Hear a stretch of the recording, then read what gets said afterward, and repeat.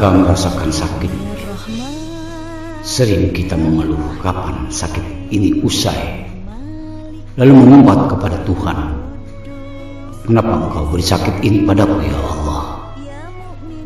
Dan ketika sakit itu datang, kadang kita berasumsi ini akibat pola makan yang tak baik, atau sepertinya harus menambah jam olahraga, mengurangi jam kerja, atau mungkin kurangnya aku bersantai untuk sekedar refreshing. Bisa jadi itu pendapat yang benar. Terlalu banyak waktu kita berpikir tentang sakit, hingga lupa banyak waktu-waktu yang seharusnya kita gunakan berhadapan dengan Allah terabaikan. Pada umumnya manusia itu memiliki sifat lahiriah yang lekat dengan arogansi diri, lebih mementingkan pembenaran pada pendapatnya daripada yang seharusnya dilakukan. Sering kali kita berpendapat itu benar, aku benar, apa yang aku lakukan sudah benar, padahal sesungguhnya itu sebuah pelanggaran agama yang tidak kita pahami. Semua itu akibat dari ketidakmampuan kita dalam memilih tindakan yang terbaik, atau bisa jadi karena ketidaktahuan, atau mungkin dari keangkuhan diri, atau pula ketergesa-gesaan sebagai sifat lahiriah manusia. Sungguh itulah kelemahan kita yang sesungguhnya. Akan tetapi jika kita memahami bahwa sakit adalah bagian dari anugerah Allah untuk kita waspadai, mungkin persoalan itu akan berbeda.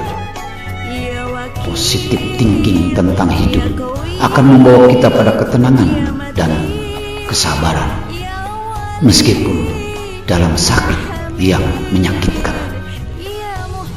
Allah Maha Pengampun bagi hamba-hambanya yang sabar, terlebih pada mereka yang tawakal.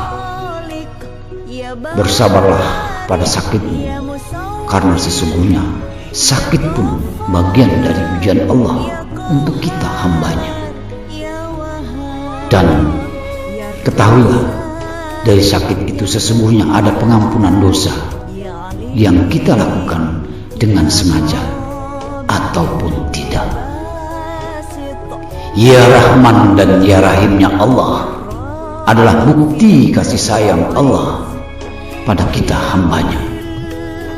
Rasulullah bersabda, seseorang beriman yang sakit, ia tidak mendapatkan pahala dari sakitnya, namun dia diampuni dosa-dosanya.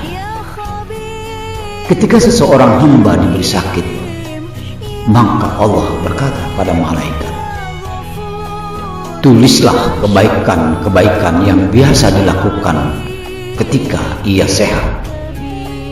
Kalau ia sembuh, mandikan dan bersihkanlah. Jika meninggal, maka Allah mengampuninya.